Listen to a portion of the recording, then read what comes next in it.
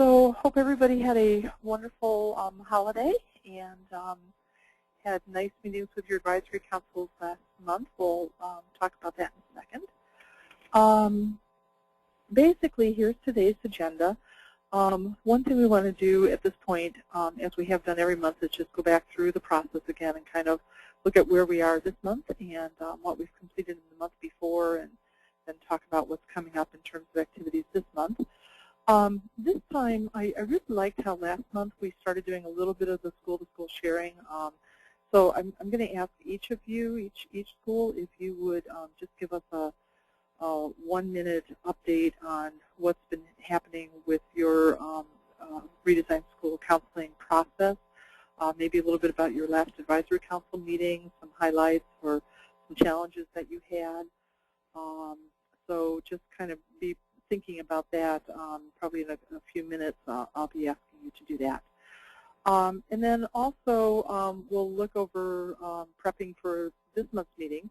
So we'll look at the manual tab, at the materials that are there for your next advisory council meeting. We'll also specifically walk through the PowerPoint for the January advisory council meeting, and then we'll look at the webcast tab at the resources that are there on the webcast page to support this meeting. That kind of leads us into the process review.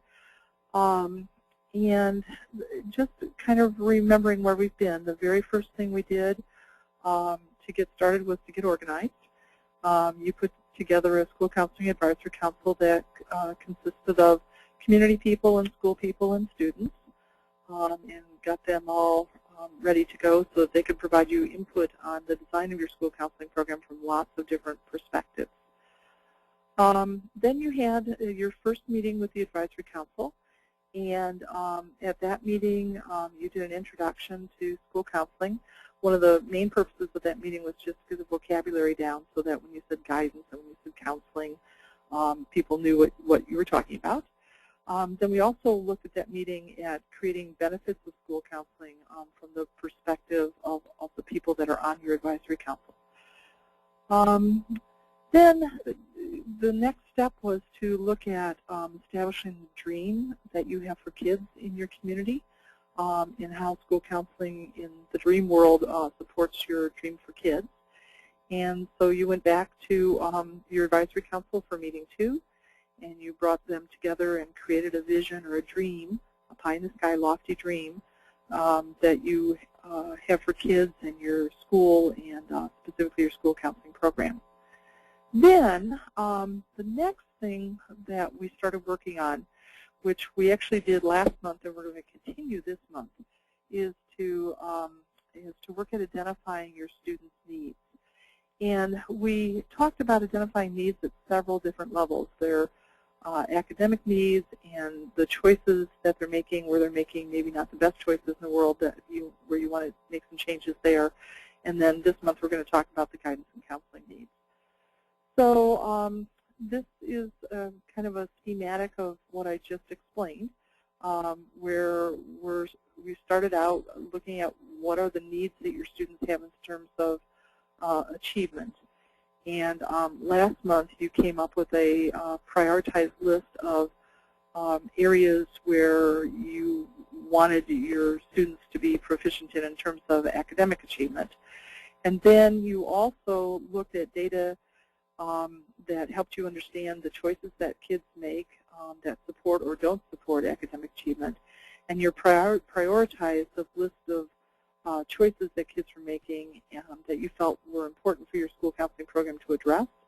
And then you also looked at what some of your concerns were, and you prioritized your concerns about the choices that kids were making. So that was what we did last month. And then this month we're also meeting with the advisory council, also talk about needs.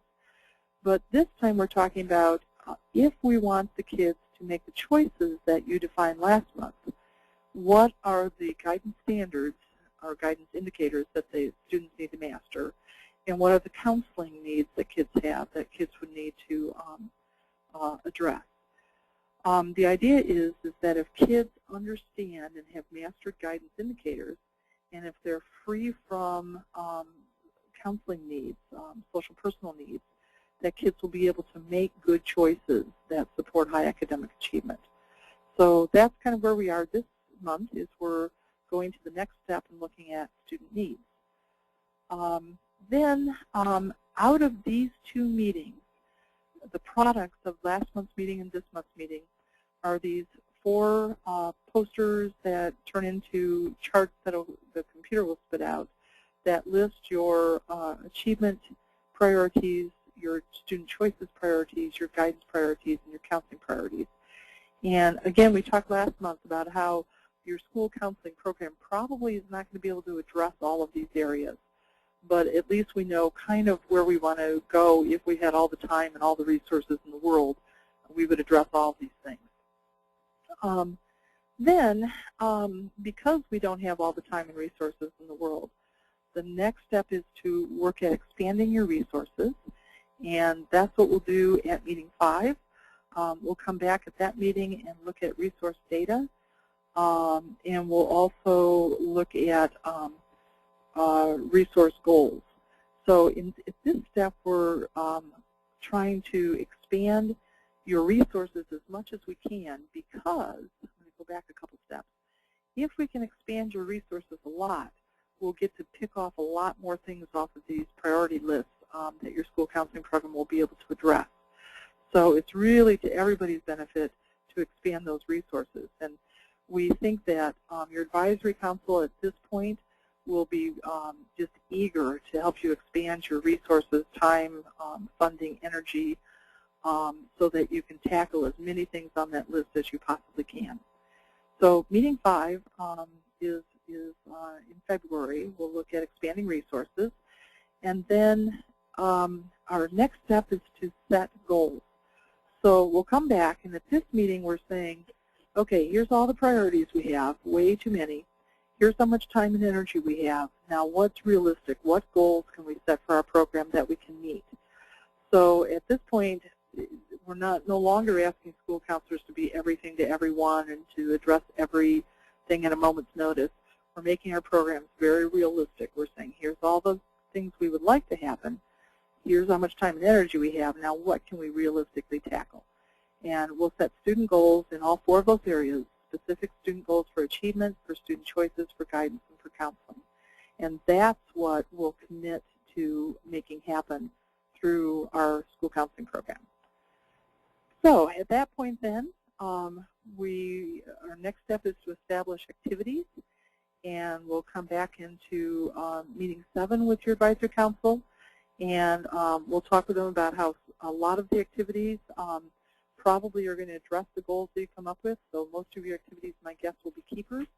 But most of you will, I think, find that there are some activities that you're doing that maybe you no longer need to do because they're not addressing those goals in a direct way, and you'll be able to omit some of your current activities. And there may be some new activities that you need to add, because if we're going to drive those goals, we need to have a slightly different program. So we'll define activities, and then the last step is, after all the meetings are over with, then it's up to the counselors to develop the activities that we're adding or changing. So we're preparing for guidance lessons. We're developing a program calendar for the year, and individual calendars for each of your counselors for the year, and then coming up with an annual budget to support that program. So that happens post-meetings, after all the meetings are over. Okay, so that kind of runs through the program. Let's see if anybody has questions at this point. Questions?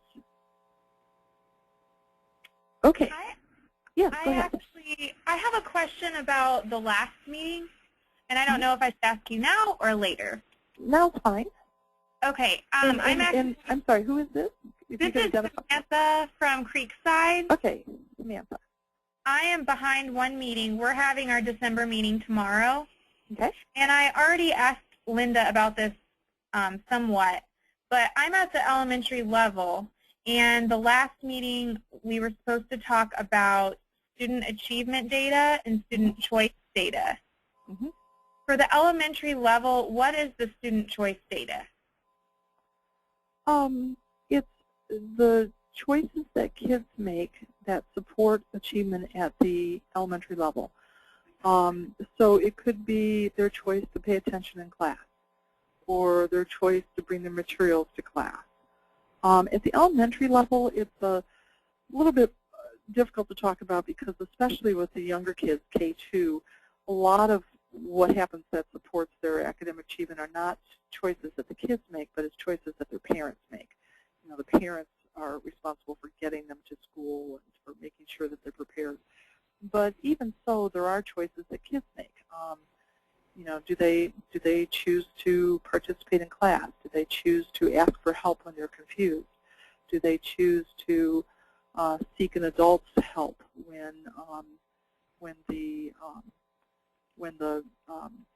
if a student is bullying them or if a student is harassing them in some way? So one resource that you can use to look for in terms of student choices in the survey, that the RSC survey for grades 3-5 that's online or K2 that's not online, most of that survey is about student choices. So you could look at that as kind of an idea for what kind of choices the kids would make that would support achievement. Okay, help? I did those surveys in the spring. I wasn't sure if I was supposed to present those at our December meeting or if that survey data was mostly for the January meeting. I think it's actually mostly for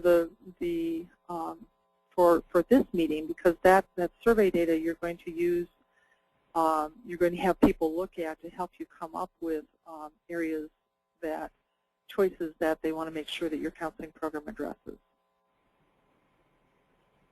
So you said which month meeting, December or January? The January, this month. Okay. I was just worried because I saw there was a student choice data worksheet, and I wasn't sure if I maybe didn't collect the data I was supposed to, or if it was just that elementary didn't have that piece. Because I know middle school and high school do the Learn More surveys. Right. But we do not. So I think what I'm hearing from you is that I'm okay. I didn't forget to do anything. No. Okay. You gave the RSC survey, our survey, last spring, correct? Right. Yeah, that's the survey. And okay. The RSC survey and the Learn More survey are actually the same thing. Just the state started using our survey for their middle school and high school survey, the Learn More survey. So we've just renamed it the Learn More survey for middle school and high school. So when you give the 3-5 version of the RSC survey, it's the same thing as the Learn More survey. It's just the younger grade levels, and the state doesn't give the younger levels. Oh, okay. Okay. Okay.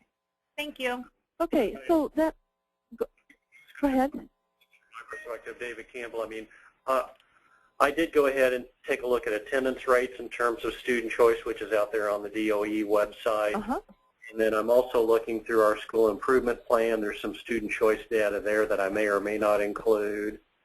So there are a couple of other places, but through the Redesigning School Counseling program, it's real clear when you do your surveys, the choice data that you end up with is only for that 6th grade group, it looks like to me, that you can pull from. That's it. Yeah, it depends on, and it for the Learn More data, yes, but then when schools give the 3-5 survey that appears on your website, that's actually, it actually is in the same place as Learn More survey is all in our website, but it's just not called Learn More because the state's not using that for grades 3-5. The Learn More survey starts in grade 6. So good. So the next part on the agenda is the school-to-school sharing. Samantha, other things that you'd like to share about what's happening at Creekside? Everything's going well. We just are one meeting behind, just due to the short month last month. But other than that, the only other issue I've had is just consolidating all of our notes for the vision statement. Okay, yeah, that can be a challenge sometimes. And Are you writing your vision statement as a bulleted list, or are you going to put it in narrative, or have you decided which way you're going to go with that? Right now it's bulleted, but I sort of thought that I was supposed to put it in a narrative form, so I had planned to do that. Yeah, that's kind of your choice. I think probably most of the schools that we work with decide to put it in narrative just because they think it reads a little better for their community. But we do have some schools that decide to keep it in the bulleted list. And when you're putting things in the computer, that's real possible to have that bulleted list. Just use a dash for the bullets, and then that will make it kind of appear as a bulleted list. So you can do it that way if you want. Either way works fine. Sometimes it's hard to take the gazillion ideas that your advisory council has given you and kind of condense it.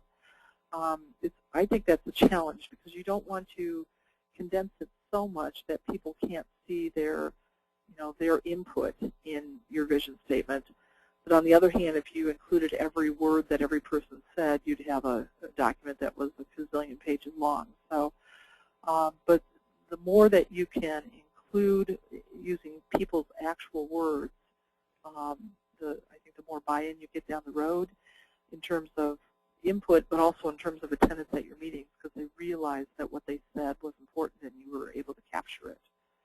So, but I think that is a challenge. Did you have a good turnout at your last meeting? Yes, we had 100% attendance. Good for you. Any tricks that you use to get people to come? I don't have a huge advisory council, so I have about 10 people, so it's not as much of a challenge. Okay. Did you call people before the meeting, or? I stick to emails mostly. Okay. And then I see some of them, so I can personally remind them as well. Good. Good. Okay. How about Crawford County? David and crew? At this point in time, we're all in a similar status. I'm having my meeting tomorrow. I'm losing one of my community members, but everyone else has been positive about attending. So, with it being my first meeting, I'm a bit nervous, but looking forward to holding that. And the other counselors plan to hold their meetings very soon because our goal is to complete the process during this school year. Good, good. So so you're behind one meeting too, right? You're getting ready for the okay. You'll find that when we go over the next meeting, the format is pretty much very similar in meeting 3 and meeting 4. It's just at one meeting you're talking about achievement and student choice data, and then the next meeting you're talking about guidance data and counseling data. So so those two meetings really go together. We have had some schools actually combine those two meetings. It kind of makes for a long meeting, but yeah, good. So any challenges from your perspective so far? Well, I just think for many of us, it's just kind of picking up. We're replacing counselors who were here last year, so when you have a change of staff in the middle of the process, that makes it challenging for you. Yeah, absolutely, absolutely, but not insurmountable. So not at all. Yeah, but that is a challenge. I agree. So, okay, Jerry at Franklin, how's things going there? We're doing just fine, thank you. Meeting 4 is Wednesday. I believe we had perfect attendance at our last meeting for student data. Good. The last meeting we did get bogged down a little bit about interpreting data, and was on the slide an intuitive faction and a scientific faction. What conclusions can you draw, or what's reasonable to assume? So we had to wrestle with that a little bit, but I think everyone is reasonably happy. At least we're going to go back and touch on that. Candace and I were talking about that early today, just to be sure everyone is satisfied that what we came up with was appropriate and reflected what the committee had it on. So I think go ahead. And we were also looking at the priorities. Like, we're going to have 32 focus areas, and obviously some of these are going to get focused on more than others. I mean, is this going to come down to like a tier? situation of the primary focus and secondary focus, or? Yeah, we have had schools that do that. But it'll be interesting, and I think in a very positive way, because it's of those 32 focus areas, it's not just been the school counselors that have come up with those areas, it's your whole advisory council. Mm-hmm. So our hope is that when we get to the meeting 5, when people are starting to talk about how much time and energy and funding and other resources do the counselors have, people will start to realize that they're going to have to give up part of those 32 things because there just isn't enough time to do them all. Mm-hmm. And so we'll have a discussion at that 5th meeting about, okay, of these 32, realistically, how many can we tackle and do a good job at them? And it may be, my first year that I did this, we came up with 7 things, and but little by little, our administrators and our community and our teachers started to realize that if they could if they could expand our resources, then we would be able to provide more services for kids. In terms of putting them in tiers, there'd be nothing wrong with that. I think that might be kind of interesting. Maybe this is this is tier 1. These are things that we're going to start in 2012-13. And then tier 2, we'll implement, we'll add them on the year after.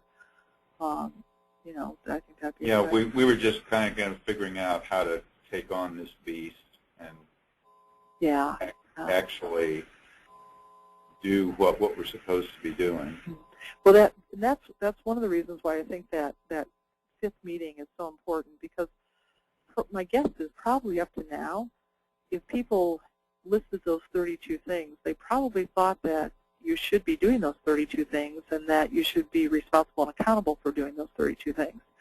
Mm-hmm. And at that meeting 5, we'll have a very, frank conversation about what's realistic to expect of school counselors, and mm-hmm. Your advisory council will have looked at a resource study mm-hmm. that you'll present, and the light bulb will go off. Oh, they can't possibly do 32 things.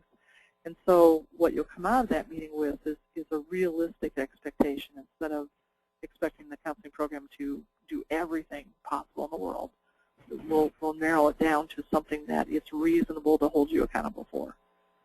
Good. That's what we were hoping.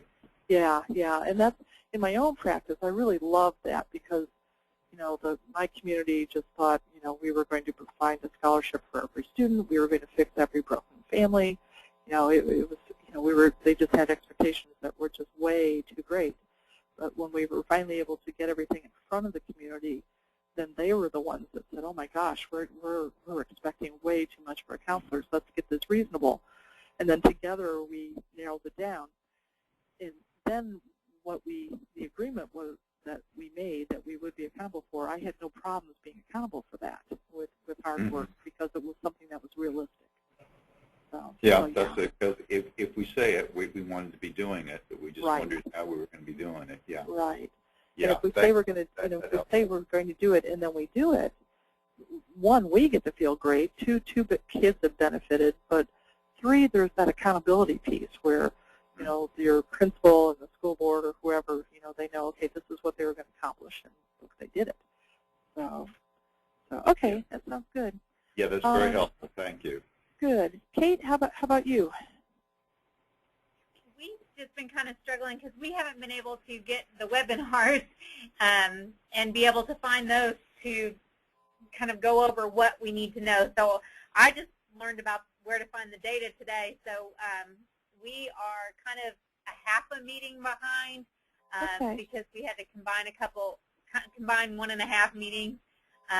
But we were wondering where we got the data to discuss, because it sounded like there had been data there, and we couldn't find that. And then there's some terminology questions we had.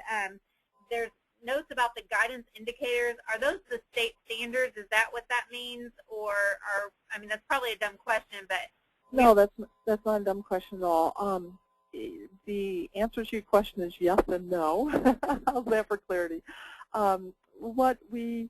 The state standards that were written are are very similar to the RSC standards that actually were in existence before the state, but we all kind of worked together on developing the state standards, and they came out a lot like the RSC standards. So what I ended up doing to make this really easy for the Indiana schools is we did a direct crosswalk between the Indiana standards, student standards for guidance, and the RSC standards. So we use our RSC standards in states outside of Indiana, so we don't call them the Indiana standards, but there's a direct crosswalk. So when it says indicators, we're talking about all of the state indicators. And just a lot of times I get questions about the difference between the word standard and the word indicator. In Indiana terms, there are only 3 standards. There's the career development standard, the academic development standard, and the citizenship or personal social development standard. And then under those standards are the indicators, which are all the knowledge and skills that Indiana would like kids who are involved in the school counseling program to master. So our RSC indicators and the state standards and state indicators are the same. Okay. So those, we should have copies of that then for our council for them to look through? Yeah, it's going to come up, and you'll see this today as we go through this. They're built, the state standards are built into everything that we do and all of our materials in the online system. So there'd be nothing wrong with providing them with a list of state standards, but they're also going to just appear in all of the work that you do. So I can show you that as we go through that today. Okay. Okay. One other thing which makes it a yes and no answer to your question is one of the things we want to make sure that we do is to give your communities a chance to add to the state standards. We have had communities that have said, that they think that there are some areas within student guidance that are missing from the state standards or RSC standards, and so they've added to that list. So you're of course always free to do that, as well as to remove some if there's a reason to remove some. The only thing with removing any of the indicators that are in our system is that part of the Gold Star criteria asks for schools to address all of the state standards. So if your community did decide to remove some because they ethically had a problem with them or whatever, we wouldn't be able to award the Gold Star Award. So. And how can I get my password to get into the private reports for the Learn More survey? If you call our office tomorrow morning, talk to Linda Gassner, and she can help you with that. Okay. Okay. Okay, so that brings us up to the prep for our next meeting. And you can see on the screen I've logged in as Demo School.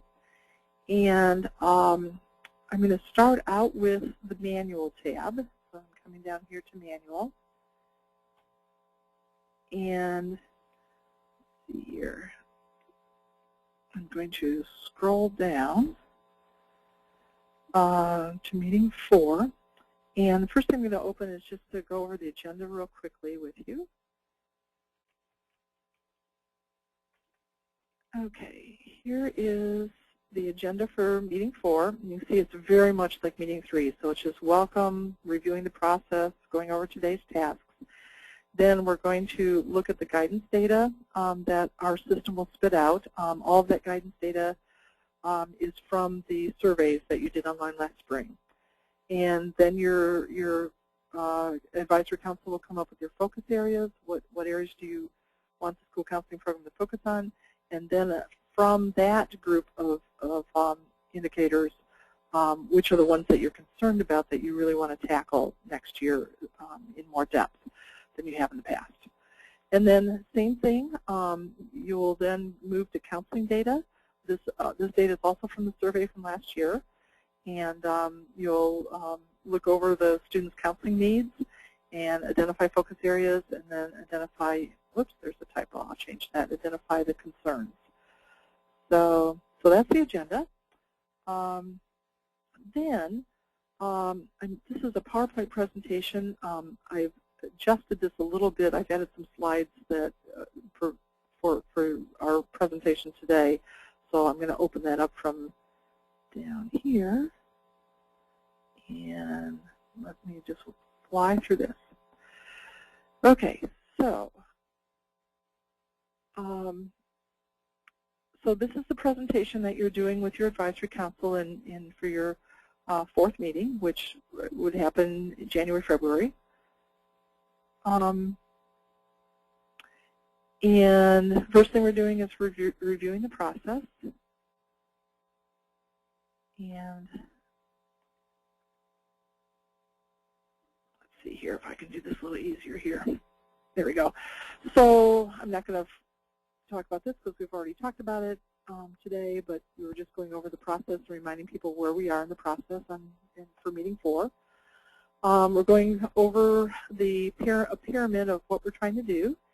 And this, I think, is a good slide to just remind people that we're looking at what students are doing at these 4 levels: achievement, student choices, guidance indicators, and counseling. But we're not accepting sole responsibility for the achievement targets that we're setting for our program. We're monitoring achievement. We are taking responsibility for helping kids make different choices. That's our primary focus. And then we are also responsible for making sure that kids master guidance indicators and that we're providing counseling for kids to help them overcome personal social concerns.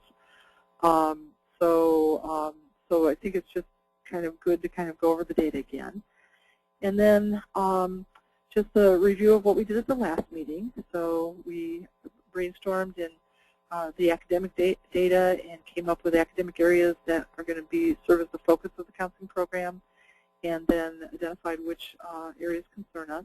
And we did the same thing for student choices. That happened at the last meeting.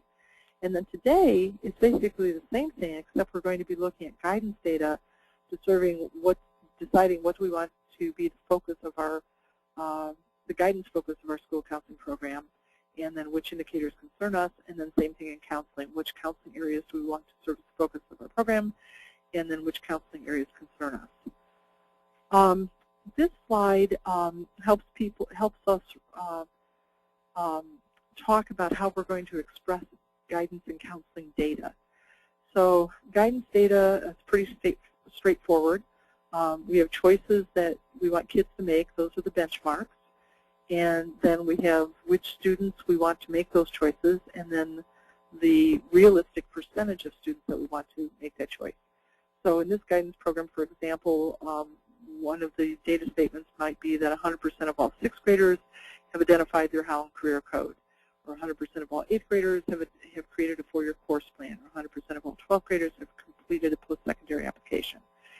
Counseling data is a little bit different because when kids are participating in counseling, with group counseling or individual counseling, every student usually has a different goal, different purpose for being involved in counseling.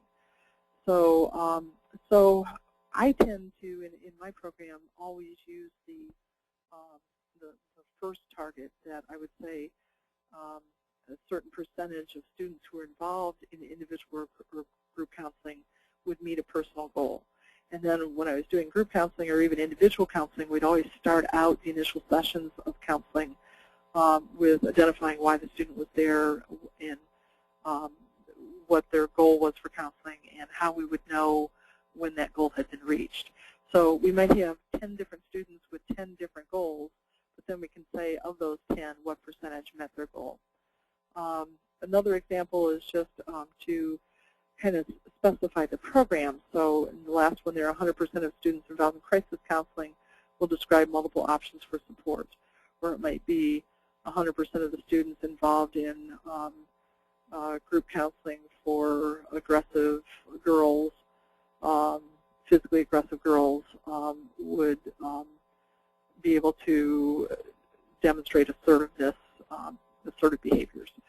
So you can make the group more narrow, but it's just this one. It's hard because every student could have a different goal. So that's why I like to use the first one, the percentage of students involved in counseling who meet a personal goal. So, okay. So then it's been several months since we defined guidance and counseling. So just a quick review of what is guidance. So reminding people that the guidance program is based on indicators that fall within 3 subject areas. I like to use the word subject area instead of domain or instead of standard because community folks understand what a subject area is. So we have 3 subjects, and then here's indicators of things we want kids to know and be able to do that fall within those 3 subjects. Then just a reminder that once we know what we want the kids to learn and be able to do, then we can write lesson plans to help the kids master that content. Another reminder that guidance lesson facilitators don't have to be counselors. They can be teacher advisors or community members or classroom teachers. In guidance, we're teaching. It's not counseling. So it can be lots of different kinds of folks. And then just a reminder that we can assess what kids know and are able to do, and in this project we'll assess as a self-report. So we've already surveyed the kids last spring to see what they're telling us in terms of what they know and can do, and then we'll assess them in the spring of every year from now on to see as we implement our guidance program, are we making an impact in these areas. So then we're saying, okay, let's define what our guidance priorities are. So we're reminding people prior to today we gave them guidance data, and you reviewed the data in terms of what guidance indicators they think the counseling program should focus on and what guidance indicators concern them. And just an aside, we're sending out that data ahead of time, just like we did the achievement and the student choice data, so they're coming to that meeting with that already thought about. And then we're giving people time to just talk.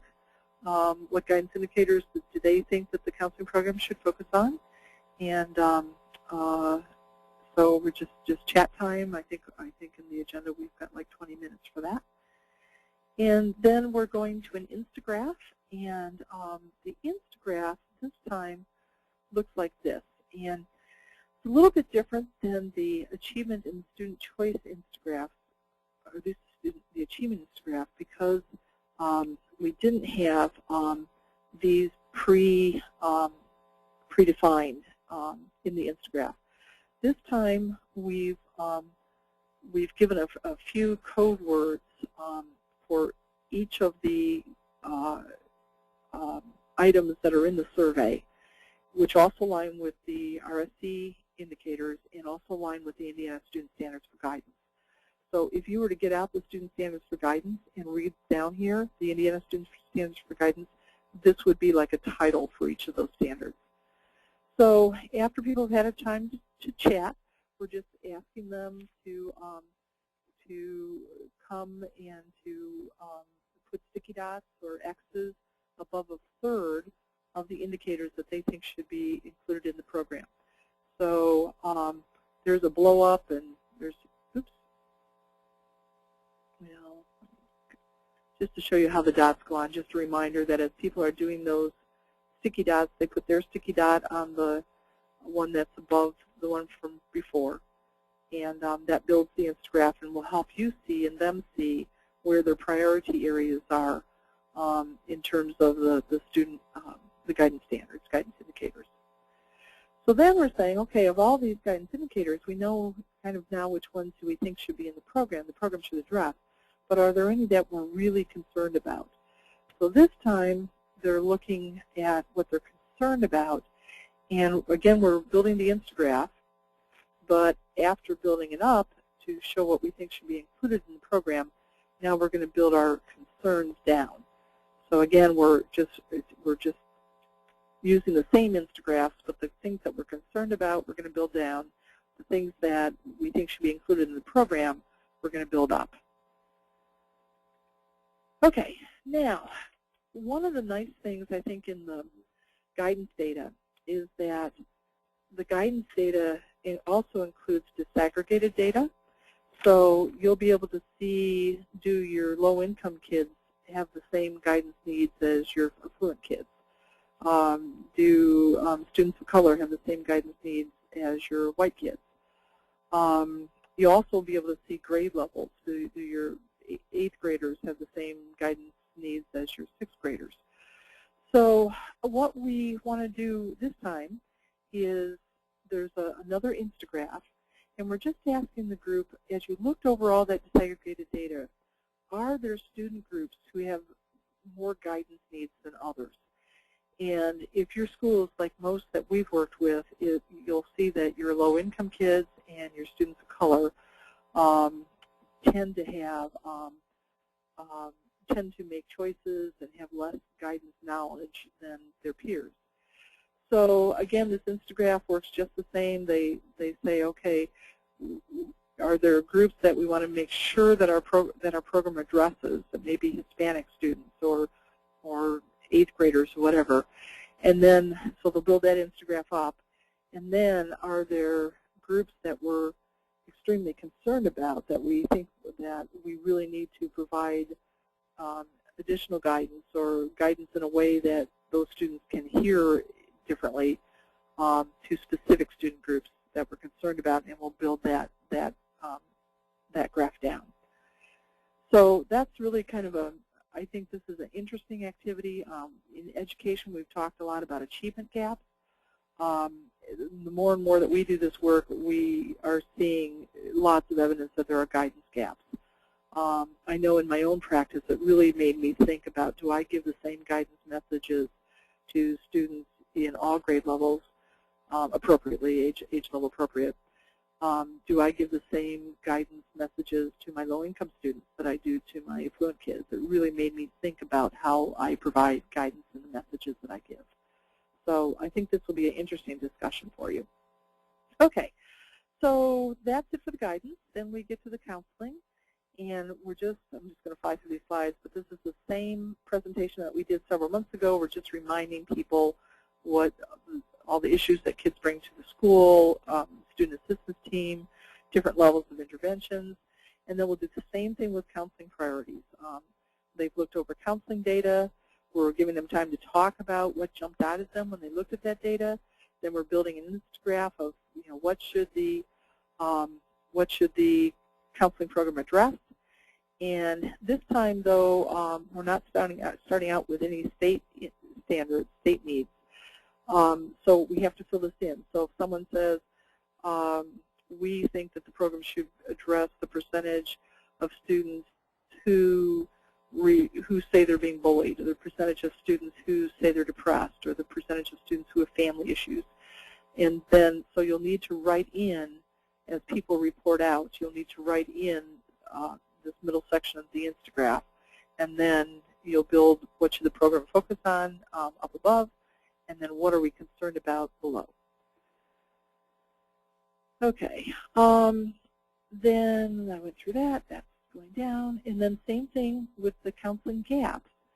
You'll be able to look at that data to see, are there, are low-income kids reporting that they're being bullied at a different level than the more affluent kids? Are our 6th graders reporting more bullying than our 8th graders? So which student groups, kind of across the board, should we be focusing really on our counseling program? Okay, so then we're just reminding people that as a follow-up to all that discussion, you're going to come up with a tentative list of guidance priorities and counseling priorities, and that you'll bring those back at the next meeting. And that is it. So let's go back to the online system. So that's basically the handouts for the meeting. In the tools, just a reminder, you've got prep for meeting 4. That's just kind of all those steps to do, including how to get the data out to people ahead of time before they come to the meeting. Then you've got the facilitator notes that just walk you through the whole meeting, give you tips. Then all the resources that you need at the meeting. So here's all the different Instagraphs. Oh, and on the guidance standards, there's an Instagraph for separate Instagraphs because we list the standards separately. There's a separate Instagraph for grades K2, for 3-5, for 6-8, for 9-12. So if you're a 6-12 or a 7-12 school, you'd need to do 2 Instagraphs, the one for the middle school grades and the one for the high school grades. Or if you're a K-5, you do 2 Instagraphs. Okay, then you've got the student group Instagraph for guidance, and the counseling Instagraph, and the student group counseling Instagraph. The next two, the guidance priority list and the counseling priority list, these are online now. I'll ask our programmer to take these 2 off because we're doing this online now. And then finally, the tasks following meeting 4.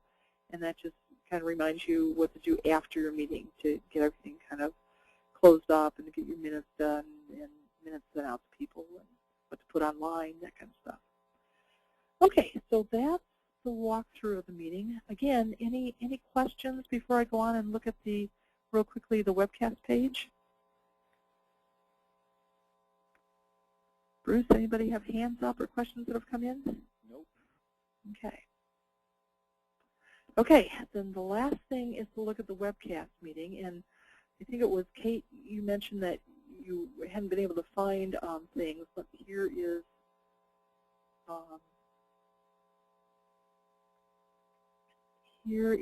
the webcast. I'm going to scroll down to January. And in the January section, the first step is to conduct a meeting. There's several webcasts in here that are not live, but recorded webcasts. This is just a webcast on how to set up meeting 4. This is a webcast that goes through the handouts, and then a webcast that goes through each of the tools that are in the manual. So those are 3 webcasts you can look at. After the meeting then, you're entering minutes. If you forget how to enter minutes, here's a webcast that shows you how to do that. And then in the enter column, you click here, and that will get you to the page where you enter the minutes. Then your guidance priorities, you click here to enter them. And basically, here are all the indicators. And the question about the Indiana student standards for guidance, these indicator numbers, just again to make it easier for the Indiana schools, we're using the same indicator numbers that the state of Indiana does. So when it says indicator 6.8.1.2, the 6.8 means that this is an indicator for middle school, grades 6 through 8. That 1 means that it's a standard 1 indicator, so it's an academic indicator. That's going to be a 1, 2, or 3. It's 1 if it's academic, 2 if it's career, and 3 if it's citizenship or personal social. And then the last number is just the number of the indicator. You'll notice that there's no number 1 here. There actually is an indicator number 1, but the state of Indiana, when they created the universal student standards, that's a subset of the Indiana student standards, and it's the group of indicators that the state felt were important for every student to master. And indicator 1 did not make it into the universal list, so it doesn't appear here. There is an indicator 1, but it's not as important as some of these others, so the state did not include it in the universal list.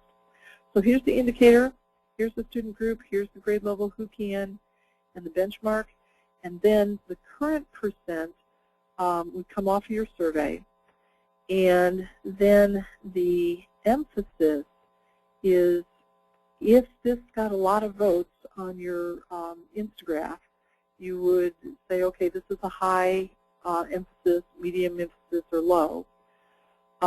When you print the report, it's going to group the indicators by these areas.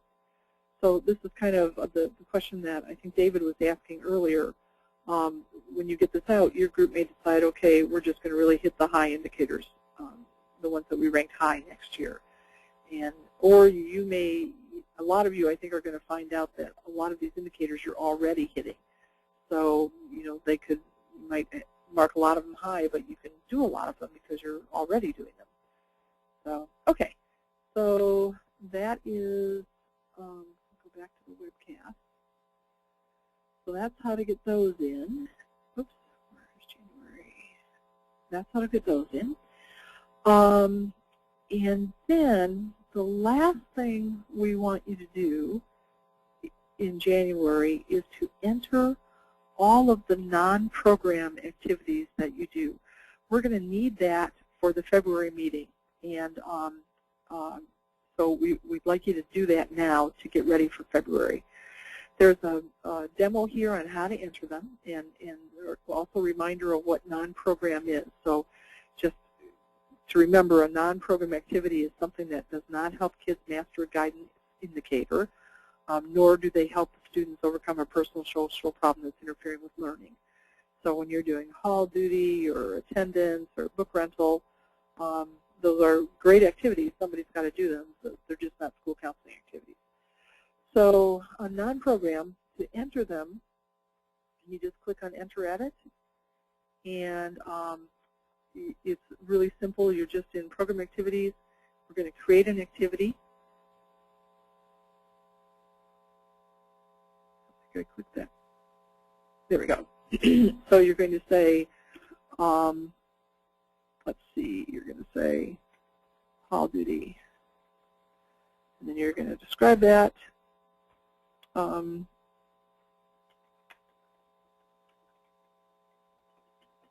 describe what that means. And then on activity type, you're going to say it's a non-program activity. And you see, as soon as you click non-program activity, then the computer is not asking you to associate that activity with any goals.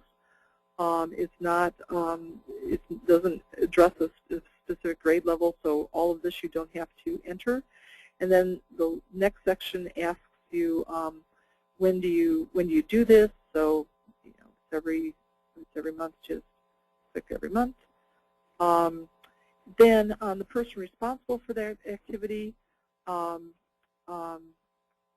we've listed the people that are on your advisory council. I'm sorry, not your advisory council, on your steering team. But if it's someone that's not here, you can just you know, type in the person's name, and then the next time you do the drop-down box on the next activity, that person's name will appear in there. This is a current activity, or this is a new activity. So one of the things then you'll need to do with your department is just really sit down and make a list of what are all the things that we do that don't help kids master guidance standards, that don't help solve a personal social problem that's interfering with learning, and just kind of get a list of all of those things. You know, master scheduling, graduation, being the administrator in charge of special ed case conferences, you know, all the stuff that sometimes school counselors are asked to do to help run the school, but are not necessarily part of the school counseling program.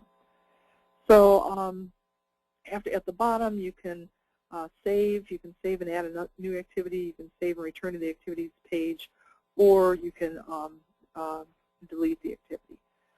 If I were to save that, on the activities page, you'll see that there'll be a caption that says non-program, and then the title of those non-program activities will start to appear. And if you decide later you want to delete or edit one, just click on that, and then you can just delete or edit. So, okay, so if you can get those in, one of the things that we'll do at meeting 5 is we'll present that list to the advisory council, and just to help the advisory council understand that there are limits on your time because you're asked maybe to do so many other things. And then that's one of the things that the advisory council, in a lot of times, in my own experience, and a lot of counselors tell us, once they see that list of the non-program things, the light bulb goes off. If they can get rid of the non-program things, then they can get more of all those items that they listed on the priority list in the 32 items that we talked about earlier. So, okay, so we're doing meeting 4 minutes, the 2 priority pages, and then we're going to get in the non-program activities this time. So, okay. One other thing that's coming up, in February is when we start talking about resources. I trust you've all been keeping your time task logs. In February, we're going to talk about tallying them. If you haven't been keeping time task logs, now would be the time to begin. We hope you've been doing that all year, but we're going to get to that in February. So just kind of looking ahead, if you've not done that, this would be a good time to start. Okay, I think that's it. We're a little over. Anybody have questions before we come to a close? Bruce, any questions on the monitor? Nope. Nope, we're good. Okay, so that sounds good. We meet again in the beginning of February, and I hope that some of you who are behind a month, this would be a good time to try to get caught up so that you're coming into February with all the previous meetings behind us, and we can start talking about resources. That'd be good. So, okay, that sounds great. That's it for today then, and we'll talk to everybody next month. Thank you, everyone.